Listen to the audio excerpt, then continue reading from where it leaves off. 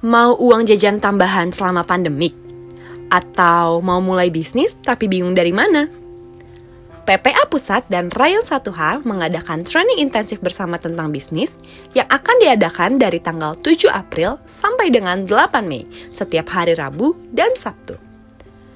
Untuk pendaftaran, bisa scan QR Code yang tertera di layar kaca Anda atau melalui link berikut ini. Yuk buruan daftar! Tuhan Yesus memberkati. Shalom saudara-saudara, apa kabar? Saya percaya saudara-saudara dalam keadaan baik. Kita bertemu lagi di ibadah online pada pagi hari ini. Sebelum kita ibadah, mari kita satukan hati untuk berdoa.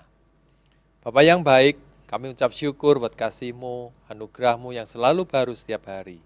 Terima kasih buat pagi hari ini, kami boleh mendapat kesempatan untuk belajar kembali akan kebenaran firman-Mu. Bapa, berkati untuk Pak Pendeta Elia, boleh menjadi berkat buat kami.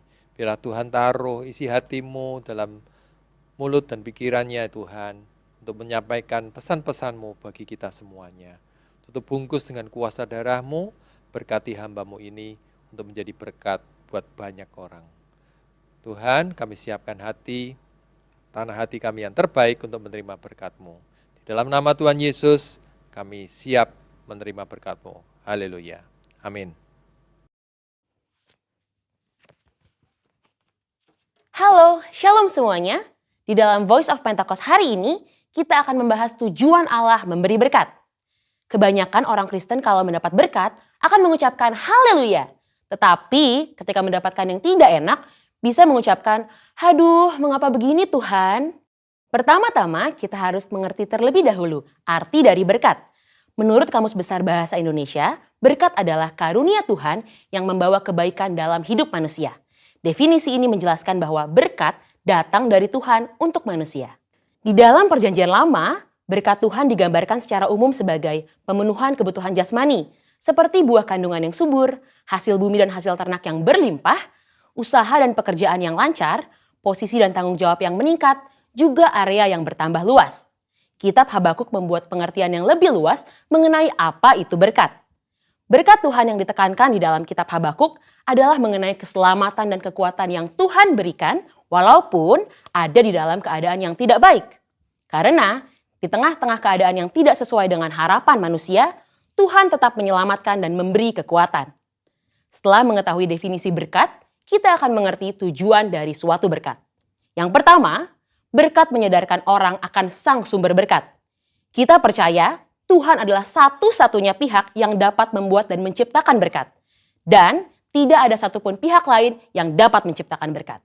Yakobus 1 ayat 17. Setiap pemberian yang baik dan setiap anugerah yang sempurna datangnya dari atas. Yang kedua, berkat membuktikan kedaulatan Tuhan. Sebagai sumber berkat, Tuhan adalah pihak yang dapat memutuskan dan menentukan kepada siapa berkat itu akan diberikan. Bilangan 23 ayat 20. Yang ketiga, berkat membuktikan pemeliharaan Tuhan.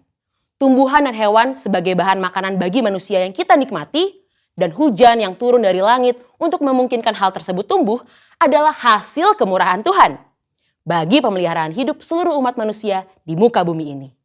Berkat menunjukkan dan membuktikan betapa baiknya Tuhan bagi umat manusia. Yang keempat, berkat Tuhanlah yang membedakan kehidupan orang benar dengan dunia. Hal yang membedakan antara orang yang bersungguh-sungguh beribadah kepada Tuhan dengan yang tidak adalah mereka akan menerima berkat kekuatan, pemeliharaan, dan keselamatan untuk mengatasi masalah. Maliaki 3 ayat 18, maka kamu akan melihat kembali perbedaan antara orang benar dan orang fasik, antara orang yang beribadah kepada Allah dan orang yang tidak beribadah kepadanya. Hal penting yang harus kita mengerti adalah, walaupun orang benar dapat menghadapi masalah, namun sikap orang benar dalam menghadapi masalah akan sangat berbeda dengan dunia. Hal ini karena Tuhan senantiasa memberi damai sejahtera dan kekuatan bagi orang-orang yang sungguh-sungguh beribadah kepadanya. Seperti yang tertulis di dalam Yohanes 14 ayat 27. Dan yang kelima, berkat Tuhan untuk menunjukkan kasih setia Tuhan. 2 Petrus 3 ayat 9 menulis, Tuhan tidak lalai menepati janjinya, sekalipun ada orang yang menganggapnya sebagai kelalaian, tapi ia sabar terhadap kamu, karena ia menghendaki supaya jangan ada yang binasa, melainkan supaya semua orang berbalik dan bertobat. Kita yakin bahwa berkat dan pemeliharaan Tuhan membuktikan Ia adalah Allah yang setia. Walaupun kita sebagai manusia terkadang tidak setia, namun Ia tidak pernah lalai menepati janji-janjinya. Yang keenam, berkat Tuhan menguji integritas kita. Mengutip kata-kata terkenal dari Robert Ingersoll, yaitu setiap manusia dapat tahan dalam keadaan yang tidak baik, namun hanya manusia hebat yang dapat bertahan di dalam kelimpahan. Kutipan ini menunjukkan bahwa hidup berkelimpahan atau penuh berkat terkadang dapat menjatuhkan seseorang. Namun, hanya orang yang memiliki integritas saja yang dapat tetap hidup benar di saat berkelimpahan. Integritas dapat membuat seseorang untuk dapat bersikap rendah hati dan memiliki empati terhadap lingkungan sekitarnya saat mengalami kelimpahan. Selain itu, orang yang mempunyai integritas dapat menjaga hidupnya tetap benar, walaupun ia memiliki segala kemampuan dan kesempatan untuk berbuat apapun tanpa batasan. Dan yang terpenting, orang yang berintegritas hatinya tetap dapat percaya dan melekat kepada Tuhan, serta menaruh harapannya kepada Tuhan, walaupun ia memiliki segala yang ia butuhkan dan inginkan. Mari saudara, kita terus percaya bahwa berkat Tuhan yang kita nikmati bukan hanya sekedar pemenuhan jasmani saja, namun kekuatan dan damai sejahtera yang kita rasakan itu juga merupakan berkat Tuhan yang kita terima. Biarlah kita senantiasa terus sadar bahwa keberadaan kita bukan hasil kekuatan kita sendiri, namun merupakan berkat Tuhan bagi kita. Jangan kita fokus pada berkatnya, namun teruslah mendekat pada sumber berkatnya, yaitu Allah sendiri di dalam kehidupan kita. Saudara, untuk penjelasan lebih lengkapnya dari tim teologi kami, jangan lupa buka link yang ada di atas atau scan QR Code yang tersedia. Salam integritas, Tuhan Yesus memberkati.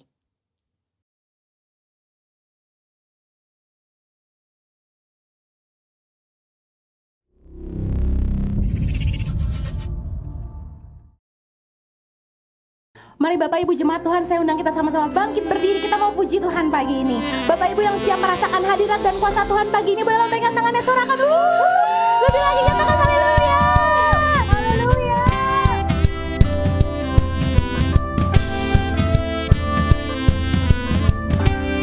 Pagi hari ini kami mau sama-sama bersorak meninggikan nama-Mu Tuhan. Sebab Engkau yang layak, terima semuanya. Haleluya.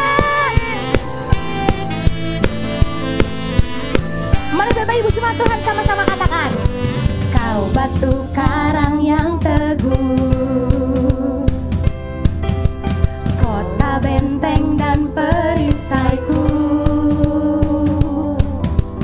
yang menang kalahkan maut, penyelamat yang bangkit dan hidup. Mari sama-sama angkat tanganmu, nyatakan haleluya, haleluya, kekal mulia.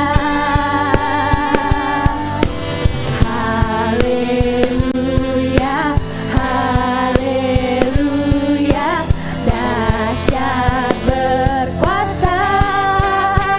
Let's go, bersorak. Amin. Yesus, Kaulah Tuhan, Kau Raja pemenang. Bersorak, masyurkan. Yesus, Kaulah Tuhan, Juru Selamat dunia. Oh, Bapak Ibu yang terus bersuka cita hari ini, boleh katakan haleluya. Sama-sama nyatakan, Kau Yesus batu penjuru, amin. Darimulah keselamatanku, yang menang kalahkan maut, penyelamat yang bangkit dan hidup. Sama-sama angkat tanganmu, katakan haleluya, haleluya, kekal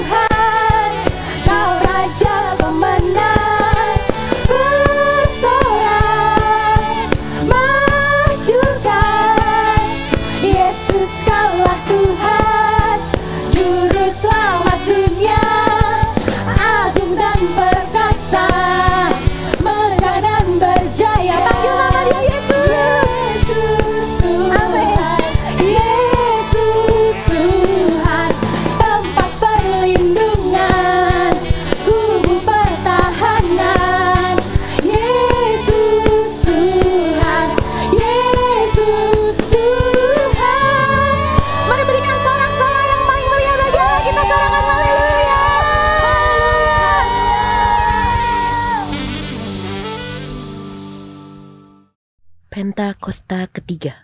Pentakosta ketiga adalah pencurahan Roh Kudus yang dahsyat di zaman ini, melebihi yang terjadi di Azusa Street.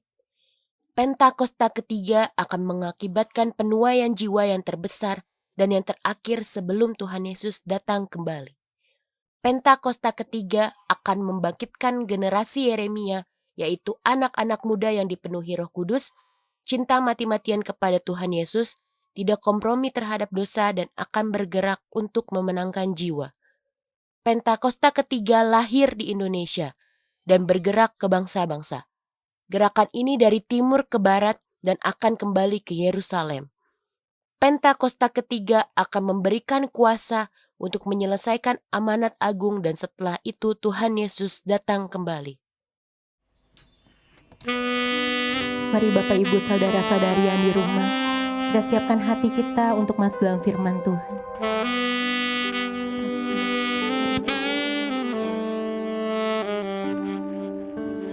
Dalam anugerah-Mu, dalam naungan-Mu Tuhan, dalam naungan-Mu, ku dapat merasakan kemuliaan-Mu Tuhan. Kau yang menetapkan, Kau yang mencurahkan, Kau yang mencurahkan kuasa dari tahta-Mu, membangkitkan Roh-Mu. Selamanya Kau Tuhanku, yang terutama Tuhan, yang terutama di hidupku. Tak akan ku lepaskan pengharapan di dalam-Mu. Lebih sungguh lagi kita nyanyikan lagu ini dengan iman, katakan dalam anugerah-Mu, dalam naungan-Mu ya Aba, dalam naungan-Mu, ku dapat merasakan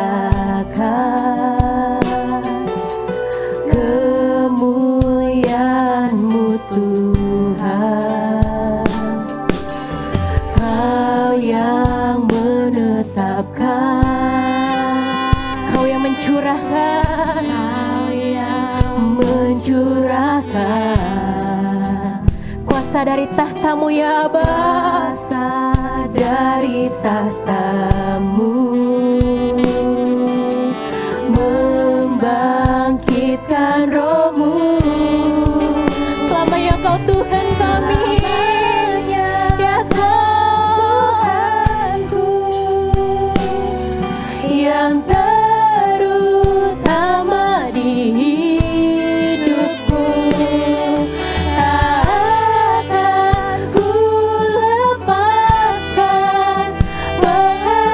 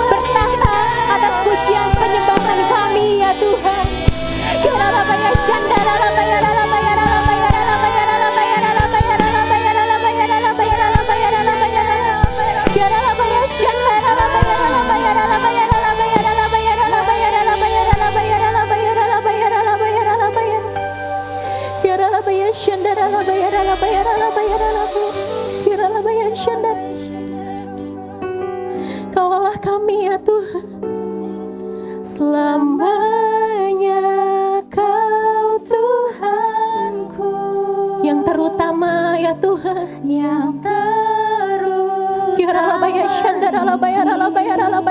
Hidupku tak akan ku lepaskan pengharapan di dalam-Mu. Dengan segenap hatimu nyanyikan lagu ini, katakan ya Kau Tuhanku, yang terutama ya Aba, terutama di hidupku. Tak akan ku lepaskan pengharapan di dalam-Mu selamanya. Biarlah yang terutama di hidupku. Tak akan ku lepaskan pengharapan di dalam-Mu. Pengharapan di dalam-Mu. Pengharapan di dalam-Mu. Berikan tepuk tangan kemuliaan buat Tuhan. Sorakan haleluya.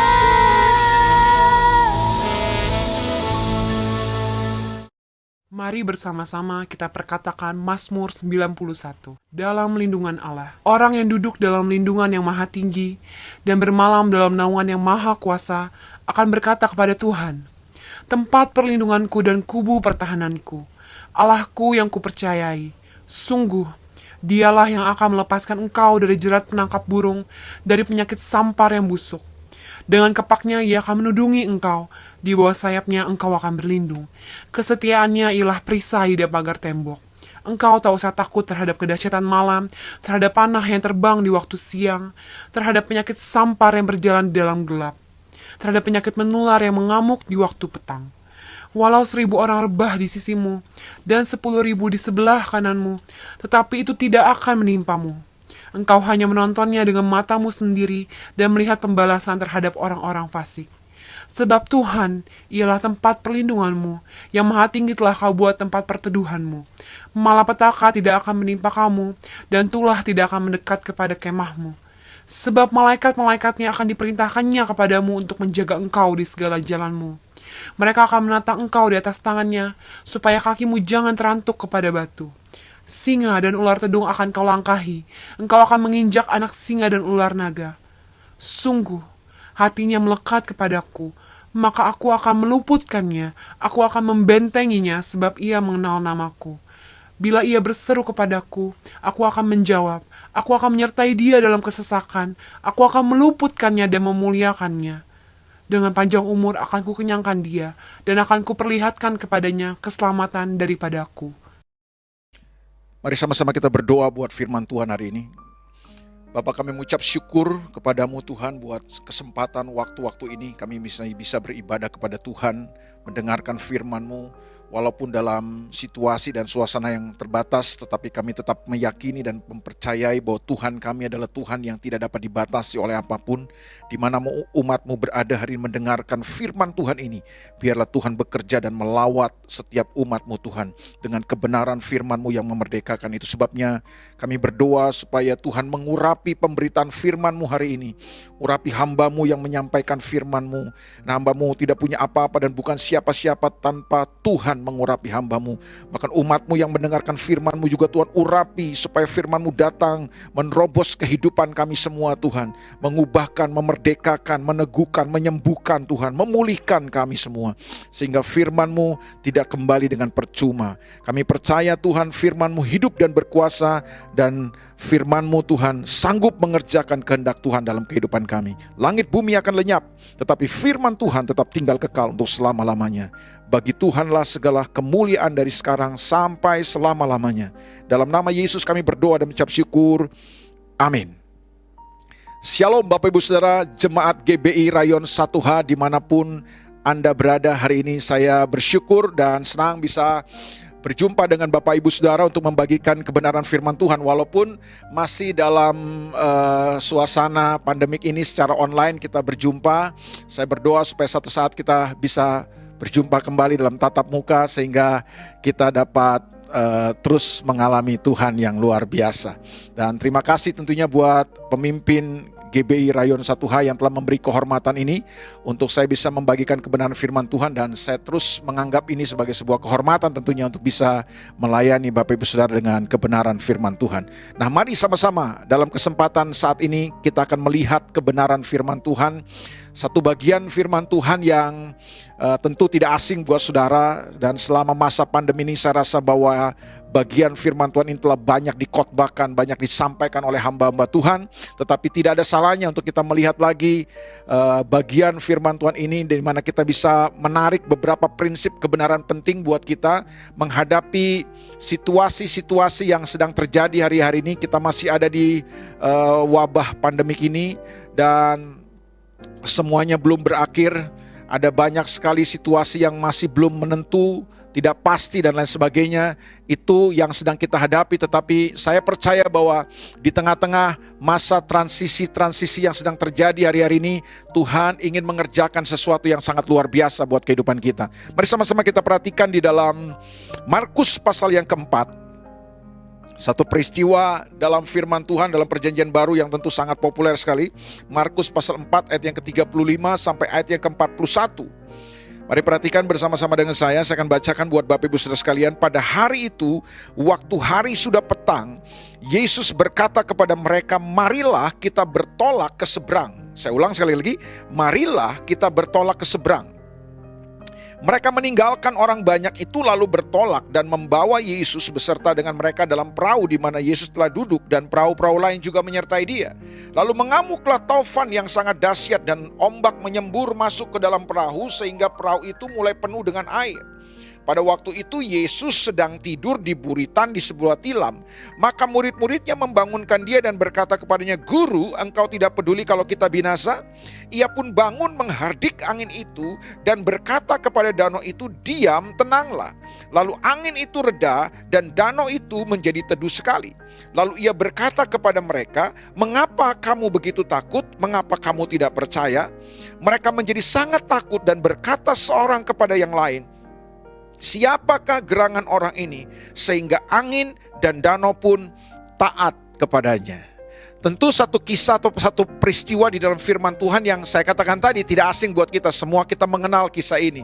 Sebuah kisah di mana murid-murid dibawa oleh Yesus atau diajak oleh Yesus untuk bertolak ke seberang. Dan ketika mereka sedang ada dalam perjalanan menyeberangi Danau Galilea itu, tiba-tiba mereka dihantam oleh angin sakal, dihantam oleh gelombang, oleh taufan yang begitu dahsyat katanya. Dan di saat itulah ada sebuah mujizat yang sangat luar biasa. Yesus meneduhkan angin badai itu. Nah, apa yang kita bisa pelajari dari kisah ini? Mari sama-sama kita akan lihat kembali kisah ini, saudaraku. Ada beberapa prinsip kebenaran penting yang saya mau sodorkan kepada saudara dari peristiwa ini. Mari yang pertama saudara perhatikan ayat yang ke-35. Pada hari itu, waktu hari sudah petang, Yesus berkata kepada mereka, "Marilah kita bertolak ke seberang." Jadi inisiatif untuk bertolak ke seberang itu inisiatifnya datang dari Yesus, bukan dari murid-murid. Jadi Yesuslah yang mengajak mereka untuk bertolak ke seberang.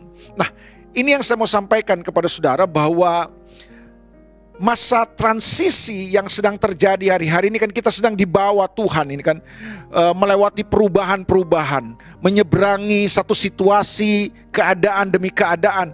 Dan saya percaya bahwa perubahan-perubahan yang terjadi di masa pandemi ini telah terjadi begitu banyak perubahan di hampir semua lini.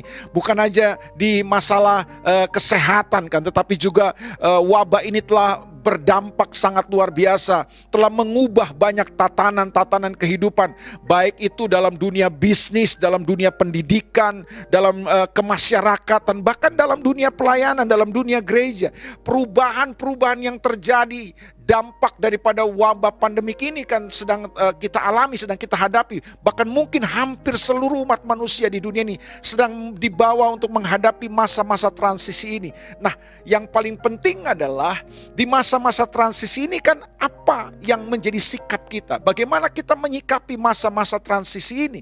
Jangan sampai masa-masa transisi ini atau perubahan-perubahan yang terjadi ini menghancurkan kehidupan kita, menggilas kita dan menyapu kita. Saya percaya Tuhan bukan hanya Tuhan yang mau membawa kita berpindah dari satu titik ke titik yang lain. Tuhan bukan hanya Tuhan yang mau membawa kita dari sebuah perubahan kepada perubahan yang lain. Tapi proses perubahan itu paling penting. Proses yang terjadi di dalamnya itu yang paling penting. Tuhan concern dengan itu.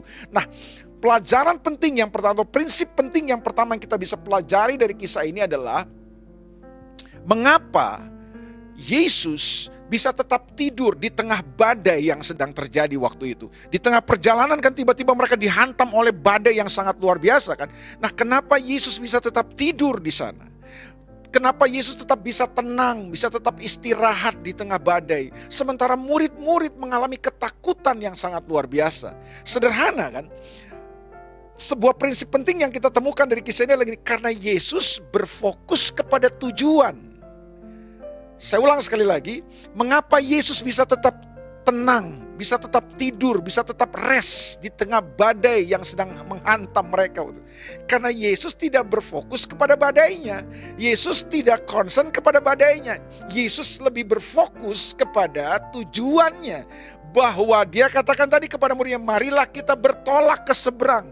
Yesus tahu bahwa mereka akan sampai ke seberang. Yesus mengerti tujuannya, bahwa mereka akan ada di seberang, mereka akan tiba di seberang, mereka akan sampai di seberang. Nah, ini penting saudaraku.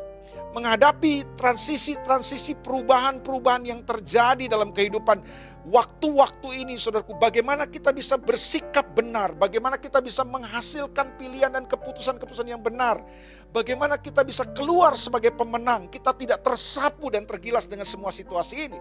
Jawabannya sederhana, berfokuslah kepada tujuan Tuhan. Berfokuslah kepada maksud dan tujuan-tujuan ilahi dalam hidup saudara, bukan kepada situasi saudara. Persoalan terbanyak dari kita adalah kita seringkali gagal untuk bereaksi benar dalam kehidupan. Di masa-masa transisi ini, kita gagal untuk berespon benar dalam kehidupan. Kita gagal untuk membuat pilihan dan keputusan yang benar.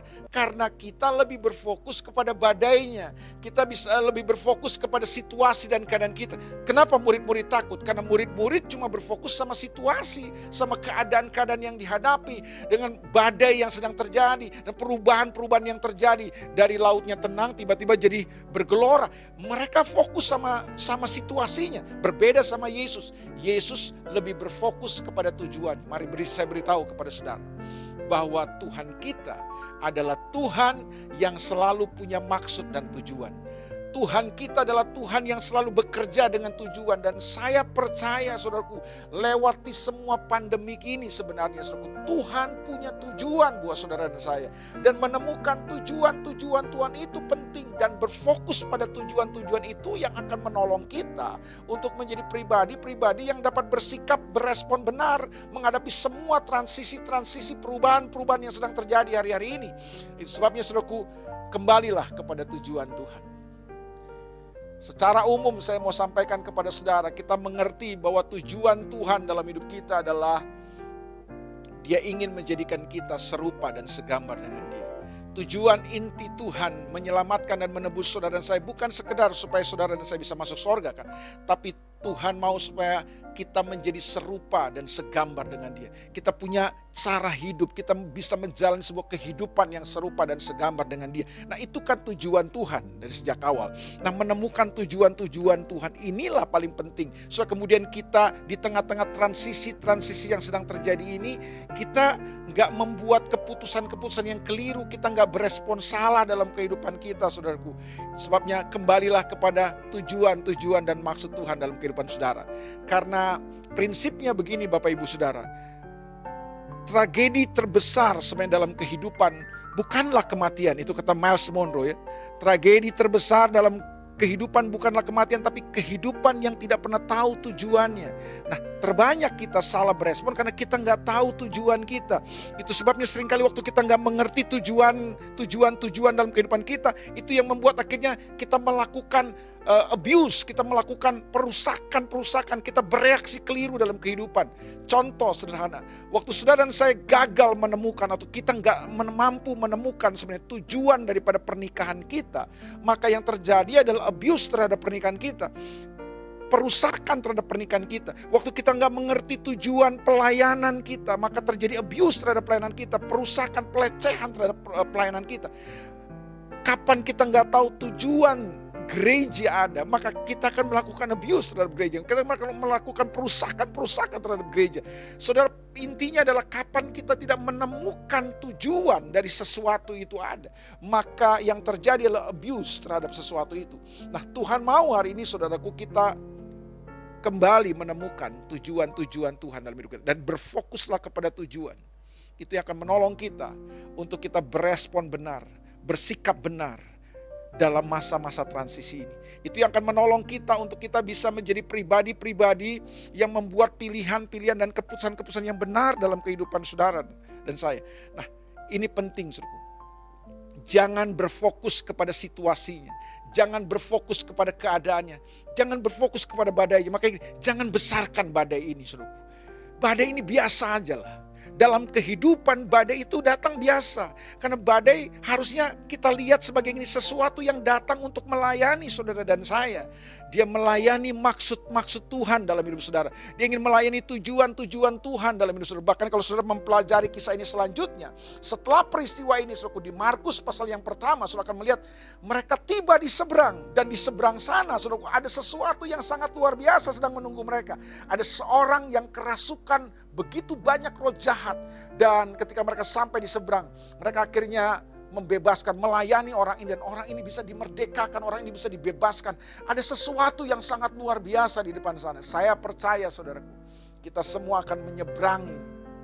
Dan kita akan melihat ada sesuatu yang besar yang Tuhan sedang siapkan buat kita. Itu sebabnya menemukan tujuan-tujuan dan maksud-maksud ilahi dalam kehidupan kita di tengah-tengah situasi ini. Itu penting sekali. Itu yang akan menolong untuk kita tetap dapat bersikap benar. Itu yang dapat menolong kita untuk tetap dapat memutuskan yang benar. Itu yang dapat menolong untuk kita dapat menjadi pribadi-pribadi yang keluar sebagai pemenang. Kita nggak takluk, kita nggak tersapu, kita nggak dikalahkan dengan semua situasi ini. Hari ini saudaraku, kenapa murid-murid takut? Karena mereka berfokus kepada badainya, bukan kepada tujuan dan maksud Tuhan. Kembalilah kepada tujuan-tujuan Tuhan. Temukanlah tujuan-tujuan dan maksud-maksud Tuhan dalam hidup saudara. Bahwa di tengah-tengah situasi ini, percayalah, Tuhan sedang mengerjakan sesuatu yang luar biasa. Di depan sana ada sesuatu yang besar yang Tuhan sedang siapkan buat kita semua. Prinsip yang kedua yang saya mau sodorkan kepada saudara dari peristiwa ini adalah bahwa badai yang terjadi dalam kehidupan itu datang untuk melayani saudara dan saya dan menunjukkan sebenarnya sekaligus kualitas manusia yang ada di dalam kita. Saya ulang sekali lagi, saudara. Badai dalam kehidupan atau masa-masa transisi yang terjadi dalam kehidupan kita ini datangkan sebenarnya cuma untuk menunjukkan kepada saudara dan saya kualitas yang ada di dalam kita. Itu sebabnya penting sekali untuk kita membangun manusia spiritualitas kita, manusia yang ada di dalam kita. Karena waktu yang di dalam kita kuat, sebenarnya kita mampu menghadapi semuanya. Tapi waktu manusia yang ada di dalam kita rapuh, waktu manusia yang ada di dalam kita tidak berbobot, waktu manusia spiritualitas kita tidak berkualitas, manusia di dalam ini gak berkualitas, maka kita gampang sekali tersapu dengan semua situasi dan keadaan. Bahkan badai bisa datang dan menyapu sebuah kita. Nah saudara, Pertanyaannya lagi, kenapa murid-murid takut waktu itu?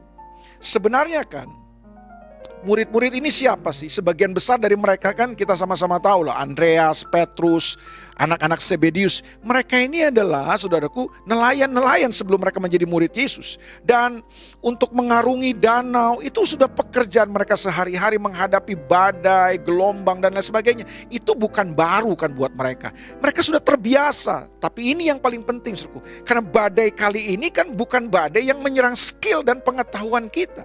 Oh, puji Tuhan buat semua skill dan pengetahuan kita, pengalaman kita dalam kehidupan, dalam pekerjaan, dalam bisnis, dalam pelayanan, dalam segala hal. Tapi ada kalanya kan badai datang bukan menunjukkan kualitas skill kita, tapi badai menyerang bukan pengetahuan dan pengalaman kita. Tapi badai ini datang menyerang manusia di dalam mereka, saudaraku. Waktu badai ini datang menerpa mereka, saudaraku, kelihatan kan murid-murid menjadi takut katanya. Mereka sangat ketakutan supaya mereka coba dengan semua upaya mereka, tapi semua gagal. Karena badai ini bukan menyerang skill dan pengetahuan mereka. Badai ini sedang datang untuk menyerang dan menunjukkan sebenarnya bahwa manusia yang ada di dalam mereka atau manusia spiritual mereka lemah. Itu sebabnya waktu Yesus bangun, mereka teriak, "Guru, tidak pedulikan kau kami binasa?" Yesus bangun, Yesus hardik badai itu, lalu kemudian setelah badai itu dihardik, badai itu jadi tenang, badai itu berhenti, lalu kemudian Yesus menegur dan mengoreksi secara keras murid-murid. Dari koreksi yang diberikan Yesus kepada murid-murid, kita tahu kan Yesus langsung menukik kepada persoalan daripada murid-murid. Mengapa kamu takut? Mengapa kamu tidak percaya? Jadi ketakutan mereka bukan karena mereka kurang pengetahuan. Ketakutan mereka bukan karena mereka kurang skill dalam pelayaran, bukan. Mereka takut karena mereka tidak percaya, kata Yesus. Nah, tidak percaya itu berarti apa? Itu menunjukkan kualitas manusia di dalam mereka, manusia spiritualis mereka. Dari sini saya menemukan sebuah prinsip penting dalam kehidupan, bahwa di tengah-tengah masa transisi ini, Tuhan cuma mau supaya gini, kita konsentrasi membangun manusia di dalam kita. Manusia spiritualitas kita ini penting, karena kalau yang di dalam saudara berbobot dan berkualitas, spiritualitas saudara berbobot dan berkualitas, maka saudara akan menjadi pribadi-pribadi yang tangguh untuk menghadapi apapun. Waktu spiritualitas kita kuat, mentalitas kita juga kuat. Waktu mentalitas kita kuat, kita bisa membuat pilihan-pilihan dan keputusan-keputusan yang benar dalam kehidupan. Kita dapat berespon benar dalam kehidupan. Masalah terbanyak dari orang adalah kenapa kita seringkali buat keputusan-keputusan yang ngawur dalam kehidupan. Kita buat pilihan-pilihan yang tidak berkualitas dalam kehidupan. Kita bersikap salah dalam kehidupan kita, melewati masa-masa perubahan ini. Mengapa? Karena jangan-jangan gini, manusia spiritualitas kita lemah. Itu yang membuat ketika manusia spiritualitas kita lemah, mentalitas kita juga lemah. Sebabnya Yesus menunjukkan persoalan murid-murid, manusia spiritualitas itu penting untuk dibangun. Nah, puji Tuhannya adalah lewat peristiwa ini kan kemudian Tuhan mengubah kehidupan murid-murid. Bukan mengubah yang di luar, tapi Tuhan mengubah yang di dalam dari murid-murid. Dari mereka mengalami ketakutan di ayat 38, 39, dan 40. Tapi di ayat 41 sudah menemukan ada sebuah ketakutan yang berbeda. Jadi ketakutan di ayat 38, 39, dan 40 itu sangat berbeda dengan ketakutan di ayat 41. Jadi Tuhan membawa mereka, Tuhan membawa murid-murid, Tuhan mengajar murid-murid lewat badai ini untuk kemudian murid-murid membangun sebuah manusia spiritualitas di dalam.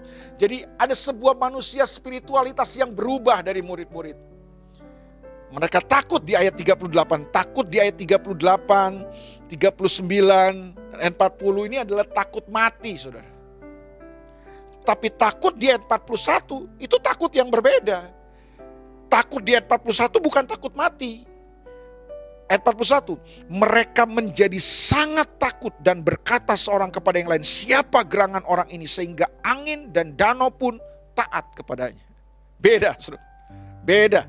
Takut di ayat 41 ini adalah takut hormat kepada Tuhan, takut kagum, takut karena sesuatu yang muncul dari dalam, karena pengenalan yang semakin bertumbuh, semakin benar. Ada sesuatu yang berubah dalam diri murid-murid. Jadi ketakutan mereka menjadi sebuah ketakutan yang berubah dari takut mati, tapi berubah menjadi takut kepada Tuhan. Ini yang paling penting, saudara. Dan saya berdoa buat jemaat ini, supaya melewati masa-masa transisi ini, Tuhan juga mengerjakan perubahan-perubahan, bukan perubahan di luar, tapi perubahan-perubahan yang terjadi di dalam kita. Itu yang sering disebut dengan transformasi. Transformasi bukan perubahan di luar, transformasi itu perubahan yang muncul dan diawali dari perubahan-perubahan di dalam. Ini yang penting, saudaraku. Dan saya berdoa lewati masa-masa transisi ini, Tuhan mengubah kehidupan saudara. Tuhan mengubah manusia di dalam saudara. Kita lebih fokus untuk membangun manusia spiritualitas kita hari-hari ini. Karena waktu manusia spiritualitas kita kuat, kita punya rasa takut akan Tuhan, kesadaran akan Tuhan terus kita bangun dalam kehidupan kita. Itulah yang akan menolong kita untuk menjadi pribadi-pribadi yang dapat melewati semua masa transisi ini, lewati semua situasi dan keadaan ini, dan kita akan keluar jadi pemenang. Kita bisa berespon benar dalam kehidupan waktu saudara fokus untuk membangun manusia di dalam. Sayangnya banyak orang cuma coba memoles dan membangun apa yang ada di luar mereka. Ada banyak orang yang cuma berharap perubahan-perubahan yang terjadi di luar. Itu yang sering disebut substitusi. Tapi hari ini saya cuma mau beritahu kepada saudara lewat peristiwa ini, Tuhan membawa murid-murid lewati masa-masa transisi ini. Mereka dibawa Tuhan untuk mengalami transformasi. Jadi transisi untuk sebuah transformasi. Perubahan-perubahan yang terjadi, situasi-situasi, keadaan-keadaan yang sedang terjadi di sekeliling kita hari ini, dia sebenarnya datang. Harusnya dia datang untuk melayani. Dan perubahan-perubahan yang di dalam inilah yang harusnya terjadi. Melayani transformasi yang terjadi dalam kehidupan kita. Pertanyaan yang paling penting adalah, apakah manusia yang di dalam saudara bertambah lebih kuat? Apakah kesadaran saudara akan Tuhan bertambah, bertumbuh lebih baik hari-hari ini? Lewati semua situasi ini, apakah keadaan-keadaan spiritualitas saudara bertambah semakin dahsyat lagi? Rasa haus saudara kepada Tuhan, ketergantungan saudara kepada Tuhan, rasa hormat dan kekaguman saudara sama Tuhan bertambah. Kalau semua yang terjadi dan kita lewati masa-masa transisi dan perubahan-perubahan ini, tapi gak pernah bertumbuh di dalam kita rasa takut akan Tuhan, rasa kekaguman akan Tuhan, saya rasa ini adalah sebuah kerugian terbesar. Jangan sampai selama setahun ini kita gak belajar apa-apa dan mengalami perubahan apa-apa dalam diri kita. Percayalah, semua situasi ini, masa transisi datang, cuma datang untuk melayani saudara dan saya. Supaya kemudian gini, kita fokus mulai membangun manusia spiritualitas kita di dalam. Waktu manusia spiritualitas kita di dalam ini kuat, maka hidup kita akan kuat. Karena ada sesuatu yang besar yang Tuhan sedang siapkan buat saudara dan saya. Nah, itu perlu kekuatan manusia di dalam. Saya berdoa buat saudara, supaya hari-hari ini kesempatan-kesempatan yang Tuhan berikan ini kepada kita, kita terus membangun manusia spiritualitas di dalam kita.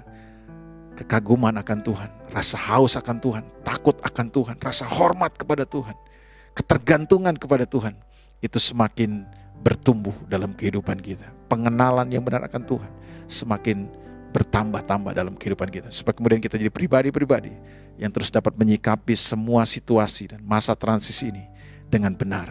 Dan kita akan keluar sebagai pemenang dalam kehidupan. Tuhan memberkati Bapak Ibu Saudara. Mari sama-sama kita datang kepada Tuhan. Bapa, dalam nama Yesus, kami datang kepadamu Tuhan.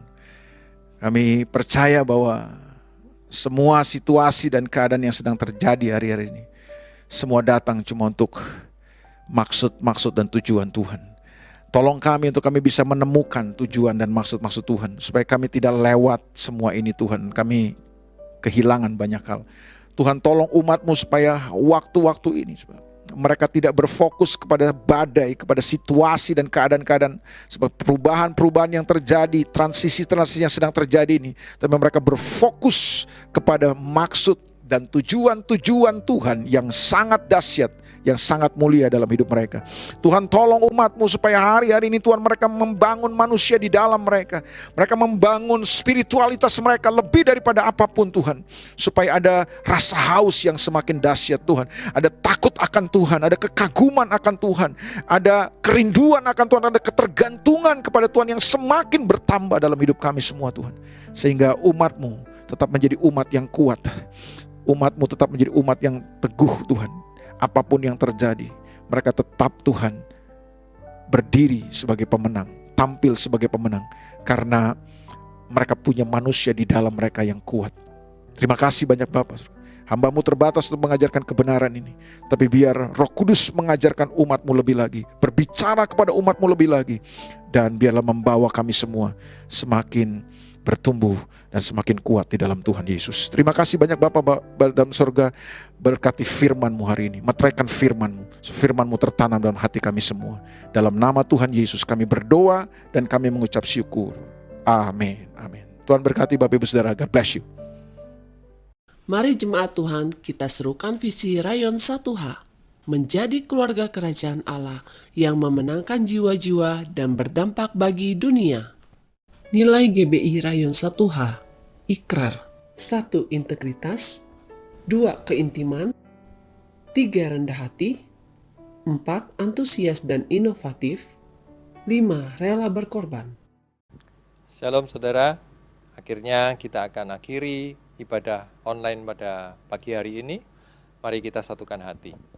Bapak yang baik, terima kasih buat anugerah-Mu, terima kasih buat firman yang sudah jadi berkat buat kami.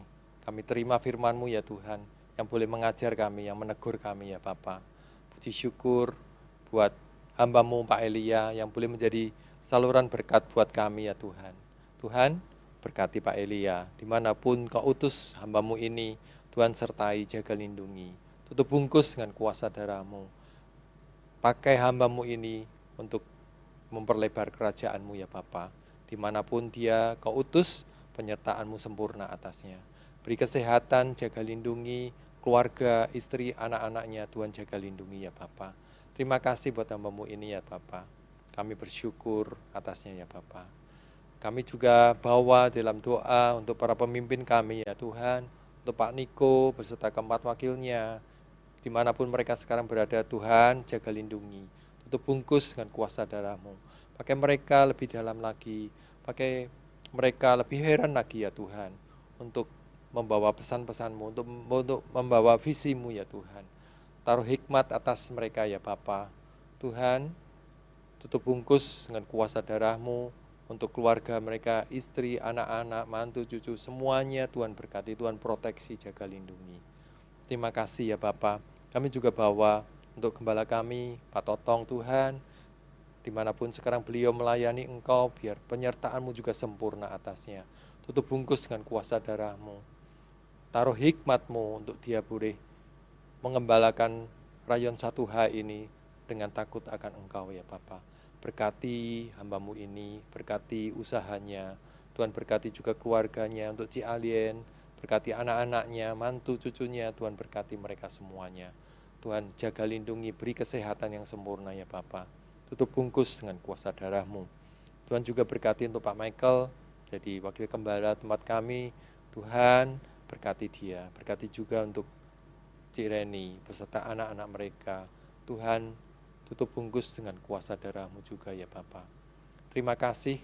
Kami juga berdoa buat bangsa kami. Terima kasih kalau kami ada di bangsa kami ini ya Tuhan, di bangsa Indonesia ini. Kami berikan shalom buat bangsa Indonesia, buat ada damai sejahtera daripada Allah berlimpah buat bangsa kami. Tuhan berkati dengan keamanan, damai sejahtera ya Tuhan. Tuhan berkati juga untuk Bapak Presiden kami, Pak Jokowi, beserta Pak Maruf Amin, wakilnya. Jaga, lindungi, tutup bungkus dengan kuasa darah-Mu, beri kesehatan, beri hikmat-Mu Tuhan, untuk mereka boleh melakukan tugas mereka dengan baik dan benar. Jaga, lindungi, proteksi dari orang-orang yang jahat ya Bapa. Tuhan, pakai hamba-Mu ini boleh menjadi berkat buat bangsa Indonesia ini ya Tuhan. Berkati juga untuk seluruh jajaran dari pusat sampai daerah ya Tuhan. Berkati mereka untuk mereka boleh melakukan tugas mereka dengan takut dan gentar akan Engkau ya Bapa. Terima kasih, berkati juga untuk program vaksinasi seluruh rakyat buat Indonesia, biar semuanya boleh berjalan dengan baik ya Tuhan. Kami boleh terbebas dari COVID dan juga keluar dari krisis ekonomi ya Bapa. Berkati untuk TNI, Polri, Tuhan berkati mereka untuk menjaga kesatuan bangsa kami ini. Segala orang-orang yang ingin memecahkan bangsa ini, Tuhan, biar Tuhan yang hancurkan, Tuhan yang singkapkan niat-niat jahat mereka ya Tuhan. Untuk mereka boleh ditangkap, untuk mereka boleh diadili sesuai dengan hukum Indonesia ini ya Bapa. Kau berkati bangsa kami ini ya Tuhan. Terima kasih buat semuanya ini. Kami juga mengucap syukur kalau kami boleh melayani Engkau ini semua karena kasih karunia-Mu ya Bapa. Puji syukur bagi nama-Mu Tuhan. Terima kasih. Kalau sebentar kami akan menerima berkat daripadamu, kami mau siapkan hati untuk menerima berkat. Dalam nama Tuhan Yesus kami berdoa. Amin. Shalom Bapak Ibu, terkasih dalam Yesus Kristus dimanapun Bapak Ibu berada. Kita bersyukur hari ini kita telah diberkati melalui hambanya dengan firman yang menguatkan dan meneguhkan kita. Mari kita berdoa intim dengan Tuhan supaya karunia, kekuatan, anugerah Tuhan menyertai kita, supaya kita dimampukan menghidupi firman yang kita dapat pada pagi dan siang ini. Oleh karena itu sebelum kita pulang, kiranya mari kita mau pulang dengan berkat daripada Tuhan, kekasih-kekasih Kristus. Oleh begitu kasihnya Tuhan kepada kita, sampai hari ini ia menyinari wajahnya dan memberi kita kasih karunia-Nya. Dan ia menghadapkan wajahnya kepada kita dan memberikan damai sejahtera-Nya.